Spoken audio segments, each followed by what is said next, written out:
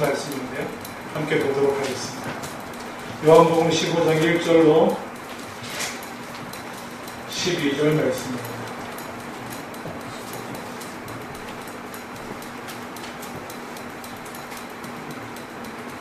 제가 11절까지 공독하겠습니다. 제가 공독합니다.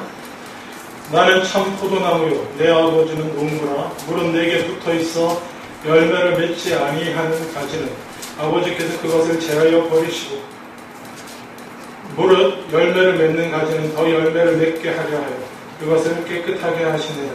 너희는 내가 일러준 날로 이미 깨끗하여졌으니 내 안에 거하라. 나도 너희 안에 거하리라. 가지가 포도나무에 붙어있지 아니하면 스스로 열매를 맺을 수 없음같이 너희도 내 안에 있지 아니하면 그러리라. 나는 포도나무요 너희는 가지라. 그가 내 안에 내가 그 안에 거하면 사람이 열매를 많이 맺느니 나를 떠나서는 너희가 아무것도 할 수 없습니다. 사람이 내 안에 거하지 아니하면 가지처럼 밖에 버려져서 마르나니 사람들이 그것을 모아다가 불에 던져 사르느니라.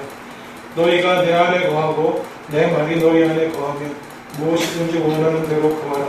그리하면 이루리라. 너희가 열매를 많이 맺으면 내 아버지께서 영광을 받으실 것이요 너희는 내 제자가 되리라. 아버지께서 나를 사랑하신 것 같이 나도 너희를 사랑하셨으니 나의 사랑 안에 거하라. 내가 아버지의 계명을 지켜 그의 사랑 안에 거하는 것 같이 너희도 내 계명을 지키면 내 사랑 안에 거하리라. 내가 이것을 너희에게 이름은 내 기쁨이 너희 안에 있어 너희 기쁨을 충만하게 하려 함이라. 아멘. 아멘. 예. 기쁜 일이 좀 있어요, 요즘에? 기쁜 일이 있으십니까? 한국의 모처럼 이렇게 로마 교황이 방문을 했는데, 그 교황 방문하면 옛날에 처음 왔을 때 그 교황님 생각이 납니다. 저기, 공자의 말씀을 인용하며 인사했던 기억이 납니다. 유공자원 방내면 불력백포라. 먼 곳에서 친구가 찾아오니 또한 기쁘지 아니한가. 이렇게 시작했는데,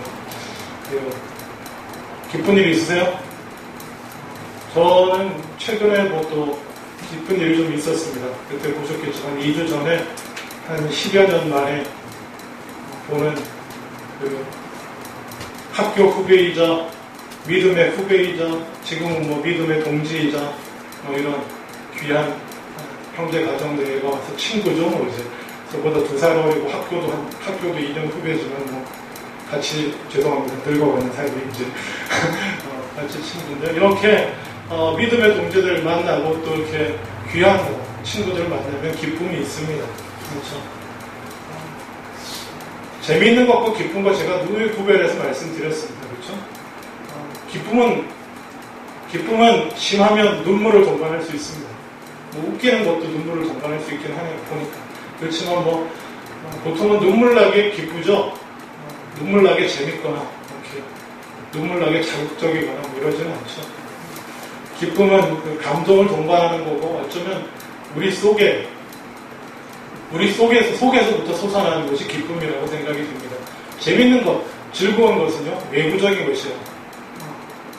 재밌는 일이 있어야 되고 그래서 그런 바깥 어떤 자극으로부터 즐겁고 재밌는 거라고 한다면 기쁨은 어쩌면 이 영원 깊은 곳에서 솟아나는 것이 기쁨이라고 생각이 됩니다. 그리스도인의 표지라는 주제로 많은 책들도 있고 사람들이 나누고 얘기하는 것이 많이 있습니다. 표지 그리스도인으로서 겉으로 드러나는 이 사람이 그리스도인이라는 증거로 나타나는 것. 그리스도인의 표지가 뭐겠습니까? 그리스도인의 표지 여러 얘기합니다. 주로 한 2가지 얘기하시나요? 보통 뭐라고 얘기하죠? 그리스도인의 표지. 그리스도인이라면 드러나는 것. 저 사람 그리스도인 같다. 이렇게 사람들이 캐치할 수 있는 드러나는 것. 보통 말하기를 사랑이다 이렇게 말합니다. 사랑으로 섬기는 것은 그것도 맞습니다. 또 맞는데 그와 함께 우리가 분명히 잊지 말고 강조되어야 하는 것이 뭐냐면 그리스도의 표지는 기쁨입니다. 기쁨.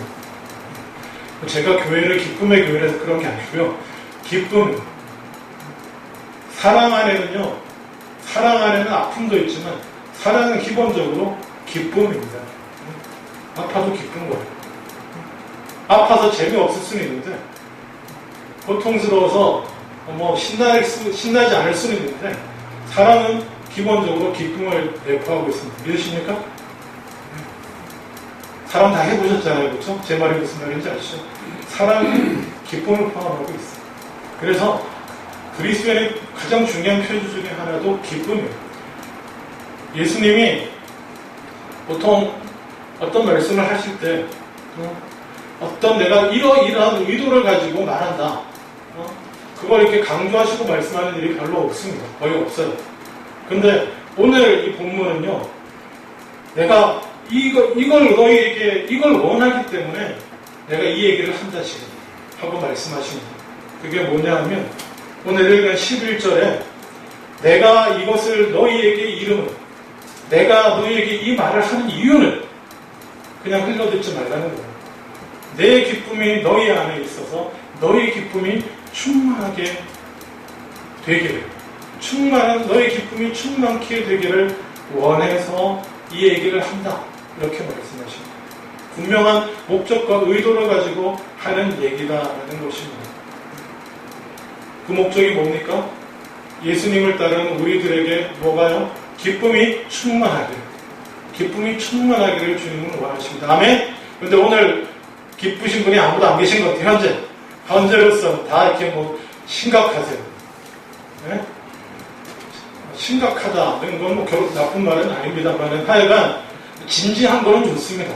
진지한 건 좋은데 기쁨이 없으면 안 돼요. 기쁨이 없으신 거는 안 됩니다. 그리스도인은 항상 기뻐할 수 있어야 됩니다. 예수님의 마음을 한번 생각해 보십시오. 예수님의 마음을. 지금 요한복음 15장 같은 경우 제자들을 이제 두고 가셔야 되는데 제자들에게 하는 당부의 말씀이 아주 귀하고 소중한 당부의 말씀 중에 아주 심각한 얘기들부터 이렇게 쭉 합니다. 쭉 하면서 하시는 얘기가, 내가 이 얘기를 굳이 더 하는 이유는 뭐냐면, 너희가 인상 좀 펴라. 너는 포도나무여, 너희는 가지요. 나한테 붙어있지 아니하면 너희는 열매 맺지 못하면 다 떨어지고 이렇게 해서 불에 던지고 이런 얘기 많이 하시는데, 얼굴이 어떻게 했어요 다들? 이렇게 진지하게 굳어있을 텐데, 아마 그 모습 가운데 예수님이 내가 이것을 너희에게 이름은 내 기쁨이 너희 안에 있어 너희 기쁨이 충만하게 되기를 원하기 때문에 하는 얘기다. 너희 진지하고 심각하고 진지한 건 좋지만 하여튼 기뻐하려고 너희 기쁨을 위해 내가 지금 이 얘기를 한다라고 말합니다. 바울은 이러한 예수님의 뜻을 쫓아서 빌립보서 4장 4절에서 이렇게 말합니다. 주 안에서 항상 기뻐하라. 내가 다시 말하노니 기뻐하라고 명령하고 있는 줄 믿습니다. 주님의 말씀인 줄 믿습니다. 바울을 통해서 하는. 빌립보서가 쓰여진 상황이 어떤 상황입니까? 바울은 감옥에 갇혀 있습니다. 그렇지 않습니까? 기뻐할 수 있는 상황입니까? 아닙니까? 같은 교회에 예를 들면 제가 감옥에 들어가 있는데 지금 여러분이 편안하게 기뻐하실 수 있나요? 그러실 수도 있겠죠. 예, 그러실 수도 있으리라 믿습니다만은 일반적으로 볼 때, 그리고 솔직한 얘기로 우리 장로님 그렇게 편찮으신데 우리가 기뻐할 수 있습니까? 주 안에서 그러기 어렵거든요. 바울이 빌립보서를 쓸 때 바울은 지금 감옥에 갇혀 있습니다. 이제 어떻게 될지 몰라요. 순교자의 길로 가게 될지 어떻게 될지 모르는 그런 상황 속에 있습니다. 그러면 바울이 섬기던 빌립보 교회 분위기가 어떨 것 같습니까? 교회가 어떨 것 같아요? 그냥 상상이 되시죠, 그죠? 맨날 주님 우리 바울 풀어주시옵소서, 사도 바울 건져주시옵소서, 이대로 순교자의 길로 가면 안 됩니다. 주님, 그쵸? 그러고 그럴 거 아니겠습니까? 그러고 있는 빌립보 교회 성도들한테 바울이 뭐라고 명령합니다. 기뻐하라. 주 안에서. 잠깐도 아니고 항상 기뻐하라. 항상 기뻐하라. 강조해서 내가 잘못 쓰는 게 아닙니다. 내가 다시 말하노니 여러분 기뻐하십시오. 아멘. 그리스도인들은 어떠한 상황 가운데도 기뻐하실 수 있어야 될 줄로 믿습니다. 예수님이 우리들 제자들을, 그 자리에 있던 제자들을 세상 가운데 보내시면서, 두고 떠나면서 세상 가운데 보내시면서 제자들에게 하신 말씀이 있습니다. 어떤 비유의 말씀이 있습니다. 내가 너희를 보냄이 뭐를 어디에 보내는 것 같다고 말씀하세요. 내가 너희를 보냄이 양을 이리떼 가운데 보내는 것 같다라고 말씀하십니다. 이게 지금 실감나게 상상을 해볼게요. 여러분 동물원 가보죠. 동물원에 사자우리에 가면은 보통 이렇게 사자가 절대로 못 뛰어넘도록 이 정도로 높고 저기 사자 있잖아요. 그렇죠? 근데 여러분이 사자우리에 던져졌다고 생각해보세요. 실수로 보다가 떨어졌어. 근데 참으로 감사하게도 다행히 좀 전에 내가 사자 먹이 주는 거 구경하다가 빠졌어. 그래서 사자들이 지금 잔뜩 먹어서 배가 불러. 다행히. 배가 부르다고 쳐요. 지금 사자들이 배가 다 불렀어. 근데 내가 거기 떨어졌어요. 뭐 카메라 주우러 갔든지 어쨌든지. 아무튼 떨어졌으면 여러분 어떤 기분이겠습니까? 거기 지금. 예? 다행히 사자들이 지금 배가 불러서 다행인데 이제 슬금슬금 배가 고파지면 어떻게 될 거 뻔하잖아요. 그죠? 뻔합니다. 양들이 이리 가운데 들어간 건 이런 상황이에요. 근데 그러면 그 상황에서 웃을 수 있습니까? 여러분? 여러분이 사자우리에 떨어졌는데 다행히 배부른 사자우리예요. 여러분 웃을 수 있어요? 거기서? 정신이 나가서 웃을 수는 있겠죠.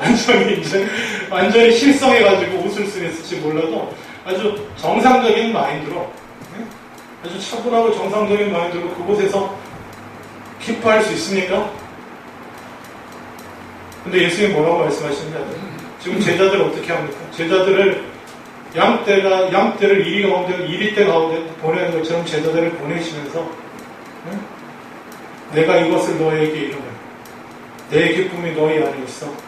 너희 기쁨을 충만하게 하기로 합니다. 충만하게 해서 내가 이 얘기를 한다고 말씀하십니다. 믿으십니까? 이리떼 가운데 들어가는 양들을 향해서 기뻐해라. 이거 뭐 완전히 이건 뭐예요? 어쨌건 너희는 기뻐하기를 원한다. 기뻐할 수 있기를 원한다. 이리떼 가운데서 그렇게 말씀하시는 주님의 말씀을 기억하시기 원합니다. 근데 중요한 사실은 뭐냐면 예수님께서 나도 기뻐했다. 내 인생 가운데 나도 내 안에도 기쁨이 있었다. 이렇게 말씀하고 있지 않습니까?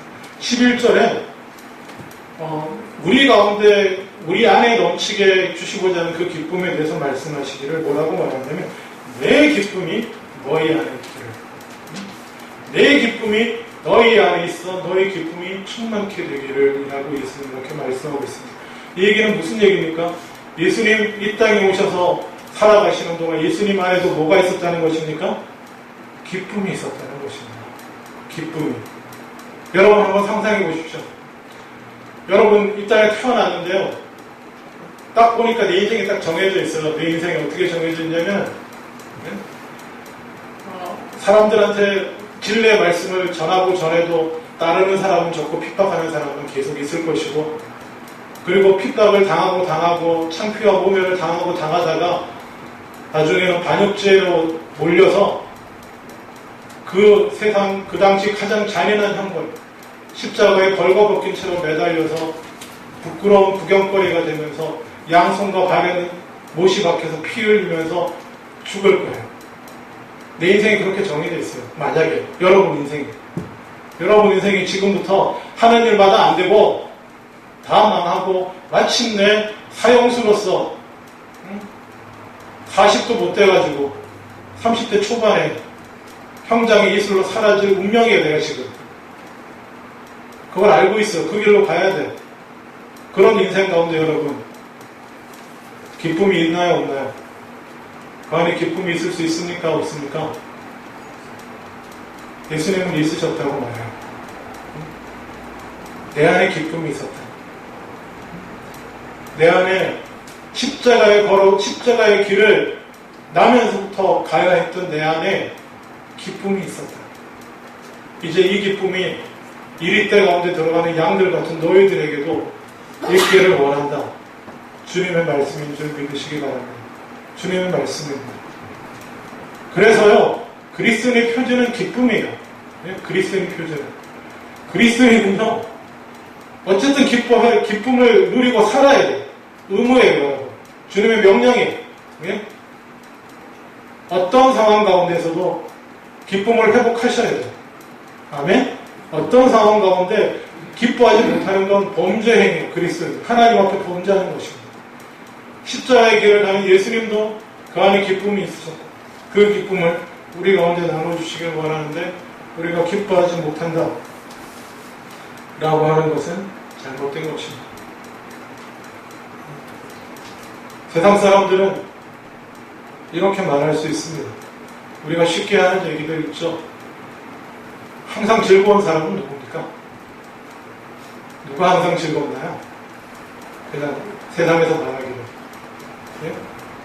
항상 허허거리고 헤헤거리는 게 누굽니까? 바보죠? 바보는 항상 즐겁다. 이거 유명한 얘기 아닙니까?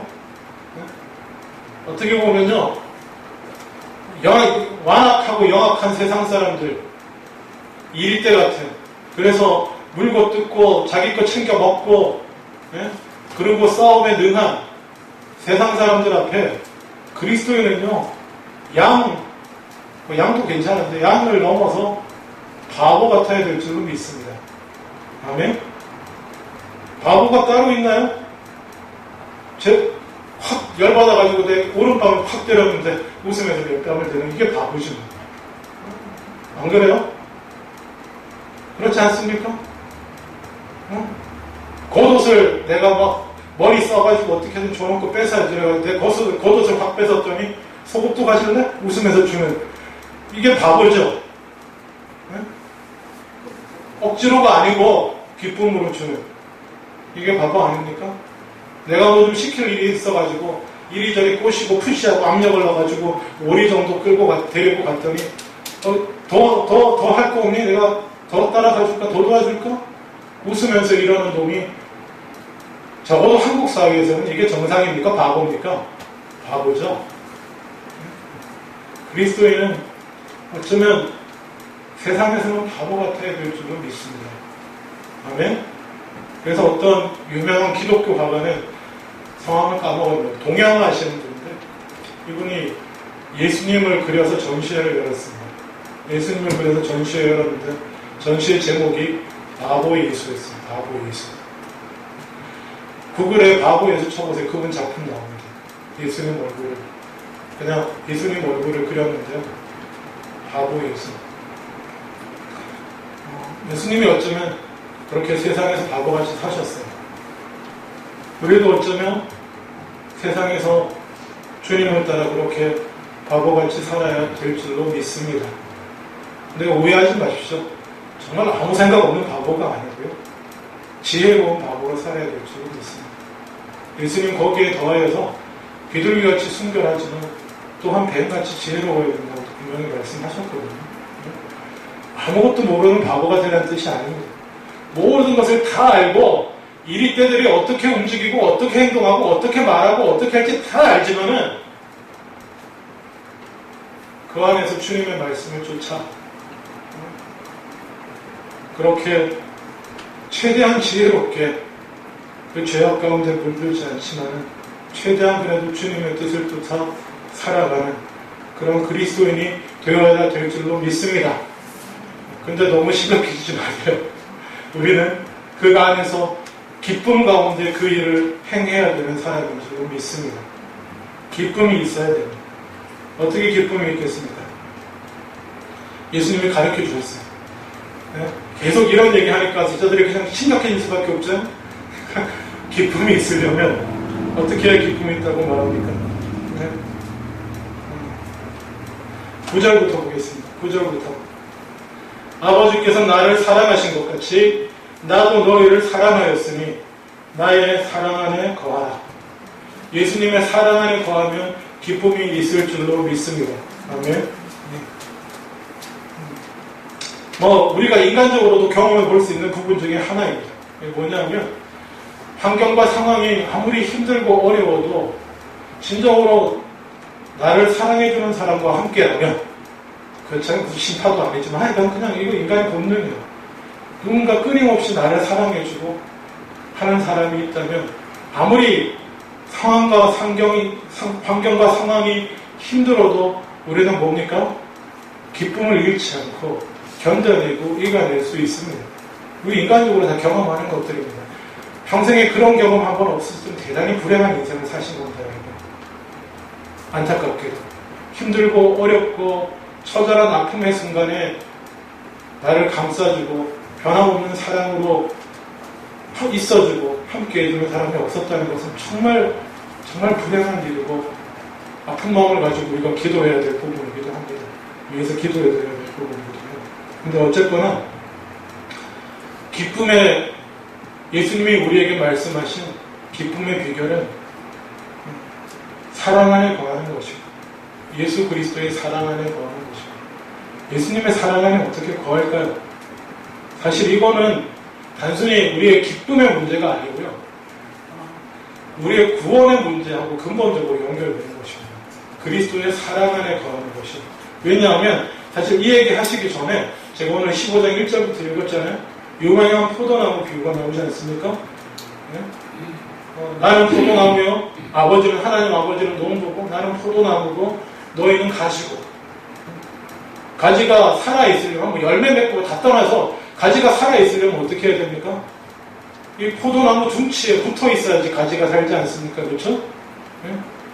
붙어 있어야지 살 뿐만 아니라 살아있음으로 또 뭡니까? 열매를 맺게 되는 줄로 믿습니다. 그 얘기가 무슨 얘기인가요? 가지가 포도나무에 붙어 있다는 게 무슨 의미입니까? 6절에 보면 그것을 이렇게 설명하십니다. 사람이 내 안에 거하지 아니하면 가지처럼 밖에 버려져서 마른다. 그러니까 가지가 줄기에 붙어 있다는 얘기가 우리가 예수 그리스도 안에 거하고 있다.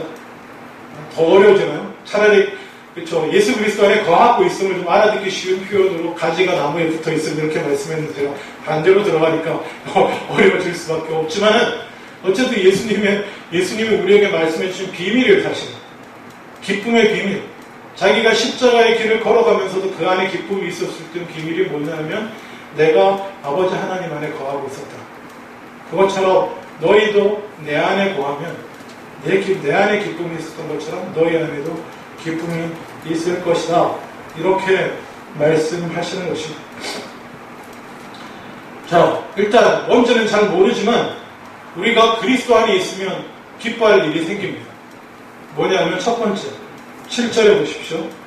너희가 내 안에 거하고 내 말이 너희 안에 거하면 무엇이든지 원하는 대로 구하라. 그리하면 이루리라. 아멘. 예. 기쁠 일이 한 가지 생깁니다. 그게 뭡니까? 기도가 내 기도를 하나님이 들으세요.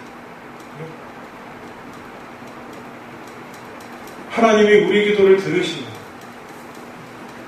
기도 응답에 기쁨이 있습니다. 여러분 그거 얼마나 짜릿한지 모릅니다. 우리가 믿음으로 사는 거거든요. 사실 이렇게 어떻게 보면 믿음이라는 게 상당히 대단히 죄송합니다만 믿음이라는 게 어떻게 보면 되게 구름 잡는 얘기일 수 있어요. 어떻게 보면 되게 이렇게 크게 실감 안 나는 얘기일 수도 있습니다. 어떤 분들에게는. 제가 이 얘기를 할 수 있는 이유가 뭐냐면 제가 그런 사람이었기 때문에 그렇습니다. 저는 그냥 태어나 보니까 믿는 집안이었고요. 그래서 정신 차려보니까 아버지 어머니하고 이렇게 가운데 껴가지고 예배 드리고 있고요. 한 4살, 5살? 예? 그랬던 사람이거든요. 근데 이렇게 세월이 흘러갈수록 솔직한 얘기로 잘 모르겠더라고요. 이게 믿음이라는 게 뭔지. 내가 교회는 다니고 있는데 구름 잡는 얘기인 것 같고 참 방황도 많이 했고요. 그러면서 특별히 대학 가서 더더욱 언젠가 한번 얘기했지만 거의 무신론자처럼 떠돌고 그랬었는데 그나마 신기했던 것 중에 하나는 뭐냐면요. 제가 믿음을 버려서는 안 되겠다는 생각이 저 안에 있더라고요. 온갖 철학과 무신론적인 사상과 이런 책들에 빠져 살면서도 마음 한구석에서는 내가 이대로 영영 내가 믿을 수는 없지만 믿어야겠다는 생각. 무슨 이해가 되십니까? 속에서부터는 안 믿어지는데 그래도 내가 믿어야겠다. 믿으려고 애써야겠다. 라고 하는 생각이 저한테 있었어요. 뭔 얘기가 여기까지 갔는지 모르지만 제가 그런 일이 있기 때문에 믿는다고 하는 게 참 어떻게 보면 참 공허하게 들릴 수 있다는 걸 제가 잘 압니다. 근데 언제 가장 제가 하나님 앞에 돌아오게 되냐 하면 하나님이 기도를 들으실 때입니다. 아멘. 내가 연약함과 아픔 중에 인생의 허무함과 공허와 절망과 낙심 중에 하나님께 부르짖을 때에 하나님이 내 기도를 들으시고 정말 믿을 수 없지만 믿고 싶어서 하나님 앞에 부르짖을 때에 하나님이 내 영혼 가운데 응답하시고 응답해 주시는 그게 있어요. 뭐 밖에 뭐가 바뀌고 이런 게 아니고 뭐 갑자기 복권되게 당첨되고 이런 거 말고요. 그런 거 말고 이번에 대학원 시험 통과하게 해주세요 뭐 되고 이런 거 말고 그런 거 말고요.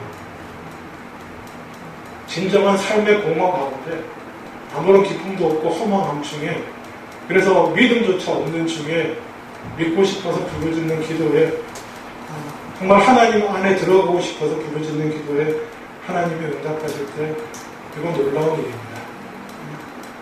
놀라운 역사가 일어났고요. 그래서 기쁨을 회복할 수 있어요. 내 주변에 아무것도 된 거 없고 그렇게 뭐 소망 품을 만한 일들이 없음에도 불구하고 내 삶이라고 하는 게 정말 찬찬히 훑어보면 아무런 의미와 가치도 없는 것처럼 보이고 누구의 소설 제목처럼 내 존재 자체가 구토가 일어날 지경일지라도 하나님이 내 기도를 들으시고 내 영혼에 말씀하실 때 기쁨이 회복됩니다. 행복해요. 살아납니다. 그것이 우리가 하나님 안에 들어가게 될 때 늘 누릴 수 있는 축복임을 믿으시기 바랍니다. 너희가 내 안에 거하고 내 말이 너희 안에 거하면 무엇이든지 원하는 대로 구하라. 그리하면 이 주제 언젠가 한번 나눴던 걸로 기억납니다. 말씀이 우리 안에 거하면 우리가 아무거나 구하게 되지 않습니다. 사실은 말씀에 따라 구하게 되고 하나님 말씀에 따라 기도하게 되고 그러면 그게 다 놀랍게도 말씀에 따라 구하고 기도하면 다 응답받게 되는 줄로 믿습니다. 그래서 더더욱 우리가 주님 안에서 기뻐하게 되죠. 그리고 또 하나 그리스도 안에 있으면 또 기뻐할 수 있게 됩니다. 그게 뭐냐 하면 8절에 보시면 열매를 많이 맺게 됩니다. 열매를 맺게 됩니다. 열매를 맺고 하나님께 영광 돌릴 수 있게 되고 하나님이 기뻐하신다는 걸 경험하게 됩니다. 열매라고 하는 건 뭐 여러 가지로 말할 수 있지만요. 우리가 하나님 안에 거함으로 하나님을 닮아감으로 우리 안에 나타나는 것입니다. 제가 누누이 말씀드리잖아요. 좋은 현상이기도 하면 안 좋은 현상이기도 한 게 부부가 닮아가는 거거든요. 부부가 같이 오래 붙어 있으면 안 닮으려고 닮아가요. 서로. 그것처럼 하나님 안에 늘 있으면요. 놀랍게도요. 사람은요. 악화가 양화를 구축하는 일이 많아요. 서로 같이 살다 보면 참 서로 좋은 점만 담고 나쁜 점은 이렇게 안 닮았으면 좋겠는데 놀랍게도 이렇게 서로 이 나쁜 점들을 서로 전염시켜가지고 같이 내가 저 사람을 볼 때 단점이라고 생각한 게 나한테 자꾸 들어오고요. 내가 생각할 때 단점이라고 생각하면 저 사람은 자꾸 들어가요. 같이. 부부로 사신 여러분 그거 경험하지 않으세요? 뭐 아니신 말고요. 저는 그러니까. 근데 하나님하고 오래 살면요. 절대로 그런 일이 안 일어납니다. 우리의 나쁜 점이 하나님을 오염시킬 수 없어요. 아멘? 다만 하나님의 좋고 선한 것만이 우리를 변화시킵니다. 아멘? 하나님의 그 귀하고 예수 그리스도의 그 좋고 귀한 성품만이 우리에게 영향을 주고 우리를 바꿔놔요. 그래서 우리 삶의 열매가 맺어지는 줄도 믿습니다. 뭐 그게 성령의 열매, 인내와 자비와 양성과 충성과 은혜와 절제, 사랑과 희락과 화평. 그게 그리스도인의 표지거든요. 그 온갖 여러 가지 긴 말로 많이 드러나지만 그게 그냥 한마디로 딱 눈으로 드러나는 걸로 보이는 게 뭐냐면 그게 기쁨인 줄로 믿습니다. 인내와 자비와 내 안의 화평과 온유와 절제와 이런 것들이 다 포함돼서 딴 사람 볼 때 드러나는 게 저는 기쁨이라고 생각합니다. 내가 내 안에 열매 맺어가는 기쁨이 있어요. 옛날에는 그때 참 생각해보면 여러분 인간적으로 그렇지 않습니까? 내 어린 시절 철없던 시절 돌아보면 내가 그때 왜 그랬을까? 저도 지금 내가 그때 아주 좋다고 홀딱 빠졌던 애랑 결혼해서 큰일 날 뻔했구나. 내가 진짜 대학 와서 결정하길 정말 잘했네. 그런 생각. 집사람도 아는 얘기보다 굳이 옆으로 얘기 가서 목사님을 세울 때 이런 얘기 하셨고 이런 얘기 안 하셔도 돼요. 다 아는 얘기니까. 그런 거 내가 변화된 내 모습. 그때는 정말 내가 철딱선이 없었다. 내가 진짜. 근데 지금은 그렇죠? 인간적으로도 그런 게 있잖아요. 근데 그리스도 안에서 그때는 내가 정말 인간이 뭐라도 어떻게 그렇게 뭐가 났었는지 인간이 참 싸늘해도 내가 어떻게 그렇게 싸늘하고 냉정할 수 있었는지 인간이 그렇게 남한테 공감 능력이 떨어져도 그렇게 떨어질 수 있는지 누가 아프다 그래도 그 아픔이 내 아픔이 아니고 어떤 그런 인간이었던 내가 목사를 하고 있는지 그런 감동이 있습니다. 여러분들에게도 주님 안에 거하시면 오래오래 거하시면 그런 감동이 있으실 줄로 믿습니다. 나만 즐거우면 나만 기쁘면 세상에 어찌돼도 상관없던 내가 세상의 작은 아픔에도 아파하고 세상의 작은 어두움에도 주님의 마음으로 함께 힘들어하고 어두워하고 감동 아닙니까? 기쁨 아니에요 이게? 십자가의 길을 가는 중에 주 안에 있을 때 우리가 받아 누리게 되는 기쁨인 줄로 믿습니다. 아멘. 자, 그러면 사랑 안에 거하는 구체적인 방법은요. 지금 그 사랑 안에 거하는 결과만 말씀드렸는데 구체적인 방법은 10절에 있습니다. 다 같이 10절 한번 읽겠습니다. 10절. 자, 10절, 15장 10절 한번 읽죠. 다 함께 읽겠습니다. 시작. 내가 아버지의 계명을 지켜 그의 사랑 안에 거하는 것 같이 너희도 내 계명을 지키며 내 사랑 안에 거하리라. 아멘.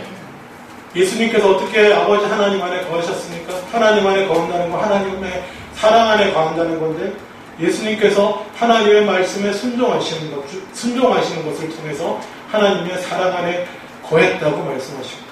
내가 아버지의 말씀을 순종함으로 아버지의 사랑에 거한 것처럼 너희는 내 계명을 지킴으로 나의 사랑 안에 거하게 될 줄로 믿는다. 거하게 될 것이라고 주님 말씀했습니다. 우리가 주님의 계명을 지키면 주의 사랑 안에 거하게 되는 줄로 믿습니다. 어디 심심산골에 들어가서 금식하며 기도하며 입신의 경지에 들어가야 내가 주의 사랑 안에 거하게 되는 것이 아닌 줄로 믿습니다. 성경 그런 얘기 하지 않습니다. 네? 성경은 어떤 부흥회나 어떤 데 이렇게 막 이런 데 쫓아가가지고 울고 불고 막 부르짖는 중에 그렇게 주님과 합의를 하고 주의 사랑 안에 거하고 그런 얘기 하는 적이 없습니다. 대단히 죄송합니다. 우리의 종교성을 만족시킬 수 있을지 모르지만 예수님께서 말씀하시길 그의 사랑 안에 거하게 되는 길 하나님 안에 거하게 되는 길은 한 가지 너희도 내 계명을 지키면 내 사랑 안에 거하게 되리라. 이 말씀인 줄로 믿습니다. 아멘. 제가 읽지 않았던 12절 보겠습니다. 그러면 주님의 계명은 무엇인지 요한복음 12장 12절에 나오는 주님이요 헷갈리지 말라고 어디 가서 또 주의 사랑 안에 거합시다 이러면서 엄한 소리 할까봐 주님께서 분명하게 아예 말씀해 놓으셨습니다. 요한복음 15장 12절 다 함께 읽겠습니다. 시작. 내 계명은 곧 내가 너희를 사랑한 것 같이 너희도 사랑하라 하는 이것이니라. 아멘. 아멘. 다른 얘기 하지 마십시오.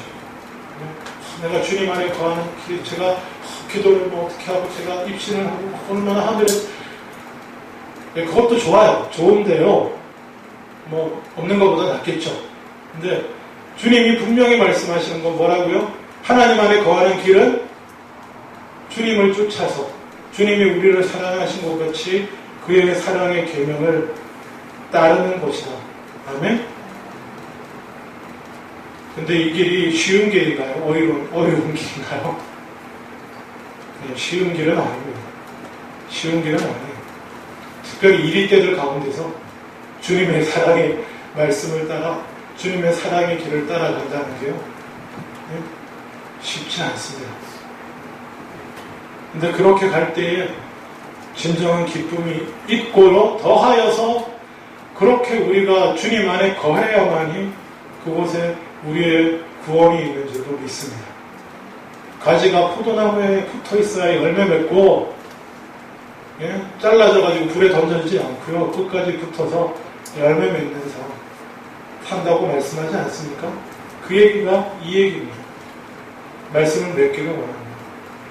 기쁨의 삶을 산다는 거 그냥 단순히 항상 기뻐해야지 뭐 이 얘기가 아니에요. 우리의 구원과 관련이 있습니다. 하나님과 연결되어 있는 사람, 그리스도 안에 있는 사람, 그리스도의 사랑 안에 있는 사람은 기쁨을 놓치지 않게 되는 줄로 믿습니다. 항상 그리스도의 예수님이 우리 가운데 십자가를 지시고 사랑과 섬김의 모습으로, 희생의 모습으로 사신 것처럼 우리도 그렇게 그 말씀 따라 이리때 가운데서 그렇게 살아갈 때에 바보 같다는 소리를 들을 수 있고 어쩌면 물고 뜯기며 상처받으며 살아갈지라도 그 안에는 세상과 그 모든 것하고도 바꿀 수 없는 기쁨이 있는 줄로 믿습니다. 그 기쁨이 뭐겠습니까? 저는 이거라고 생각합니다. 나는 주 안에 있다. 나는 그리스도 안에 있다. 그것이 가장 큰 기쁨인 줄로 믿습니다. 누가 뭐래도 힘들고 어려운 중에도 사랑의 계명, 주님의 말씀을 쫓아 섬기며 살아갈 때 우리는 확신해도 된다고 믿습니다. 나는 주의 사랑 안에 있구나. 나는 포도나무 대신 주님께 붙어있구나. 내 인생은 열매 맺을 것이고 마침내 주님 앞에 서게 될 것이라 확신하여도 좋을 줄로 믿습니다. 기도하겠습니다. 아버지 하나님, 우리 삶에 기쁨이 넘치게 하여 주시옵소서. 다른 여러 가지 것들이 있지만 주님께서 우리에게 말씀하신 그 기쁨, 우리가 그리스도의 사랑 안에 거함으로, 우리가 그리스도의 사랑의 계명을 지킴으로써 그리스도의 사랑 안에 거함으로 이리때 안에 있는 양 같아도 없어질 수 없는, 놓칠 수 없는 그 기쁨을 누리며 살아가는 우리들 다 되게 하여 주시옵소서. 감사드리고 예수님 이름으로 기도드렸습니다. 아멘.